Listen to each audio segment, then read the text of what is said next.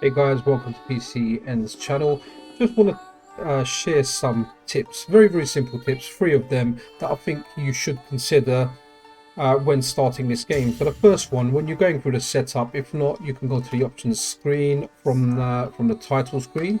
Go over to options, go over to language, and just change the language over. Don't, it's up to you if you like the English one, but I find it so cheesy that after doing a few moves and hearing a few of the characters, literally I have to have either Japanese or the Monster Hunter language. I've gone for Japanese because it sounds quite cool. Some of the voices in there remind me of the Street Fighter voices, so go ahead and change that first thing. Unless obviously you like English, try out English, but if you find out like me you don't like it, try Japanese or try the Monster Hunter language. So that's tip number one. Right, for tip number 2 and 3, you have to go into the options, but you can only do it in game. You can't do it from the title screen.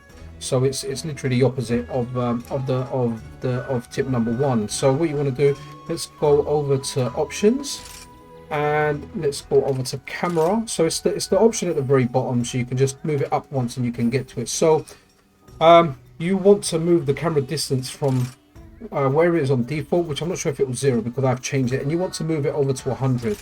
And the reason that I say this and the reason that I think this is better, especially when you're playing multiplayer games and there's 4 of you attacking one monster, when you've got the close camera, everything's close up and it gets quite intense and you can't always keep up. When you zoom it out to 100, you've got more of a view of the entire level, and at least for myself, I find it easier picking specific parts of the monster when I've got more of an overview of the rest of the players on the field. So that's tip number 2, a simple one, but very effective and very useful, and often overlooked by a lot of players. But try it out for yourself. Let me know if it works for you. Do you prefer it on the default view? Let me know in the comments below. So let's move along to tip number 3 now. Right guys, so for tip number 3, something that I find very annoying, so I change it, and I think it's well worth doing. So head over to options again, go to controls, and just a few options down you'll see Seath settings, and it's on auto Seath, which I find very annoying because sometimes I want my weapon out, I'm holding down on the monster, or I just want to go a little bit of distance with my weapon out, and all of a sudden my weapon it's put away, it auto Seath. So I always change that to manual, and that's the way I like it. So change that over to manual, and I know, yeah, so those are the 3 settings.